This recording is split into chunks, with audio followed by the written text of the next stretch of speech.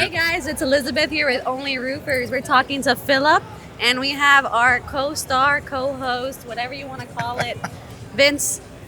Hi. Say hello to the people, guys. RoofCon 2021. Thanks, Philip, for coming out. Yeah. Thanks, Philip. Your hair looks great. Appreciate it. All right. I feel like left out. You guys have hair, so. Do you want to show them your hair? No, we're good. We're good. So, Philip, really appreciate you coming on. Tell us a little about your business, yourself, how you got into it. Okay, so I'm an owner-operator, been running my business for like 6-7 years. Wow. I have control issues, which is why I'm still an owner-operator. Okay. So, currently working on that. Shame, That's shame, good. shame. Nobody recognizes. I feel like it's a good foundation, like, because you're very quality conscious. Yeah. And you don't let anything slide that's not acceptable. It was always really hard for me. Anybody I worked for in the past, when I felt like they didn't have a good process and they kind of let the customer go or didn't have a good quality project at the end, I'm like, that's not going to be me. Right. And I don't like seeing those negative reviews online where a customer felt let down by the company. Yeah. So, Definitely. but it's really hard to delegate a good process that doesn't leave the customer hanging. I mean, you really just have to teach people, right, what your mentality of quality.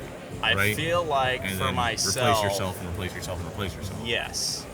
As the owner, I take it's my responsibility to learn how to do something, and as soon as I learn the process, that's then the opportunity and the time for me to be able to teach somebody else and bring somebody else on to take over that position for me. So it's super appealing to be like, I just want to hire somebody with experience that already knows how to do this one aspect Right.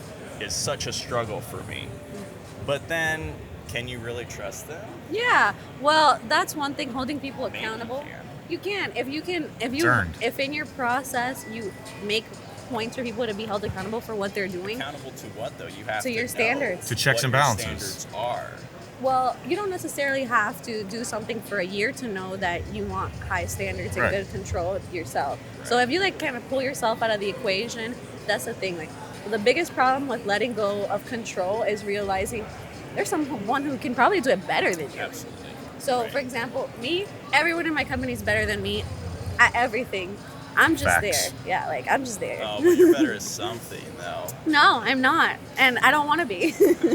I would rather have a team of people that are better at specific things, because then I'm in a better mood, because I don't have to do things. I'm not forcing myself to Yeah. be put in a position where I'm constantly doing things that are not making me happy. Yeah. So I think that's a big thing in our industry too, is like trying to find more ways to make yourself happy in your business, to enjoy what you're doing. Like, Yeah, what's for your sure. favorite part of your company? What is your favorite thing you love to do every single day? If I said, this is what makes you rise and shine, what is it?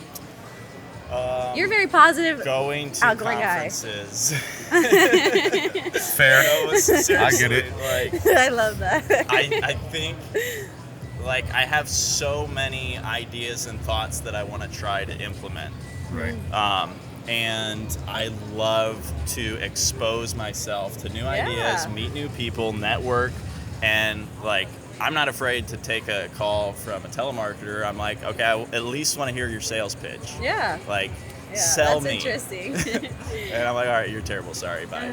I You give agree them with that. You know what's good about that aspect? If you had a team back at home, so you could like text them your ideas. Exactly. So Yeah. that's one thing. And that's really what Gotta get I'm it. working on right now. I'm Scalability. like, I just want a team that can basically just plateau the business so that I can kind of do whatever I want, Yeah. and just be ADD. And they're out there doing jobs and paying the overhead, and profit is like less important to me than just having like that support. That's Yeah. what your team is. Yeah. You're like, okay, you guys, I'm taking care of you, and taking care of me looks like just paying the bills so Yeah. that I can watch videos, talk to people on the phone, maybe sit on a chair, drink coffee. Very just think millennial of you. about. Yeah. Is that millennials do? Millennial roofers. So how are you planning on getting there? Right, because you said you have a control issue. Right? Saying no. Seeing a therapist? Almost, I do that once a week. It's only Oh, this is God. OnlyRoofers, not OnlyRoofers therapy. how am I going to get there? So it's really important for me to keep my vision in mind. So like kind of recently I'm like, okay, Phil, you really need to make sure you get that team, and that team needs to be able to produce consistent results that bring in revenue to cover your bills, and that's going to be your happy place when you get there. So don't look into that new roofing product or roofing system that you want to do. Don't try to do all this stuff. Just like really focus on grabbing those next hires and getting the systems and processes in place for just the flat line. So your plan is going from owner operator into full scale kind of roofing company is really putting in those processes and then really duplicating yourself, right? Yeah. And like what I would love to do for homeowners is like install double lock standing seam copper, but nobody wants that.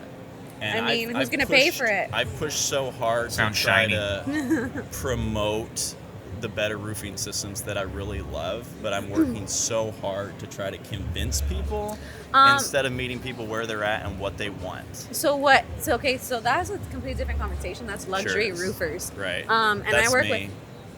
Well, it's not. I'm a wannabe luxury roofer. Yeah. Yeah, because I was going to say, it sounds like you want to be it, but it doesn't sound like your market wants it. Yeah. Absolutely. It also doesn't sound like you have the structure to support luxury roofing. Luxury roofing is a completely different animal because you have to change your approach pretty much when it comes to everything. It's completely different. It's not like a volume business. Yeah, it's not a volume, and also it's like people don't want to sit there and listen to your sales pitch. Like, just be like, shiny new roof, you want? Here's the money. She calls it luxury roofing. Let's I call go. it bougie roofing. Bougie roofs. Bougie roofs. BougieRoofs.com. Kelly, buy that. Bling bling roofing. BougieRoofs.com. Check out our upcoming channel. So what's your one takeaway that you want to walk away from RoofCon with? What'd you come here for? What are you looking for? What are you looking to try to do? I'm really looking for solar stuff. Okay. You on the solar train? Yeah, Choo-choo. with the REAP grant in place, I feel kind of like an obligation to present solar as an I option. feel we should kick him off the channel because he Uh-oh. didn't have us rebrand him. Sorry, guys. I'm kidding. Go ahead. Yeah, I'm bidding some commercial roofs right now, and like if I don't tell them that they can do solar and all the benefits of it, and then like say they hear about it the month after the roof's done, and they missed out on the opportunity to get a grant and that So credit back so you're on doing the it as a roofing. service then, really? Yeah, It's not about the product. Yes, you'll make money, and obviously, it's not but it's even about about the the service. money or the product. It's like, wow, if I was doing a roof on my commercial building, I definitely want to at least consider solar as an option. Right. So that's probably my main takeaway for here at the conference is being able to have enough information to go back and present properly to my customers. Awesome. Well, Last question. Oh, okay. Next 6 months, what are you doing to scale? What am I going to scale? What are you doing to scale? What am I doing to scale? 6 months, so it's not, I don't want to hear hopes and dreams. Yeah. Actionable So, items on your checklist. 1 or 2 new install hires, and then finishing up my marketing course with Contractor Dynamics. That was a shameless plug for them. It's all right, we'll cut it out. Sorry, Can you say Justin. OnlyRoofers real quick so I can just slide that in editorial? Thank you, Joe. Yeah, because marketing's really key to 100%. get the exact jobs you want when you want them. Yeah. So when I have that crew, we're just going to be doing metal roofs consistently. That way they can do the same thing over and over again. Yeah. Duplicatable results. So I want to be able to market and collect those metal roof leads. All right, perfect. Awesome. Sounds Good good, deal, man. Philip. So we'll Appreciate be it, holding you accountable. Let's see 6 months what Philip does. Yeah. I'll send you your checklist. This is Elizabeth, Vince, and Philip with Only Roofers. Thank you guys for watching, and we'll see you at the next roofing show. Please make sure to stop by our booth so you can be featured on this super interesting podcast. Thanks, guys. Thanks.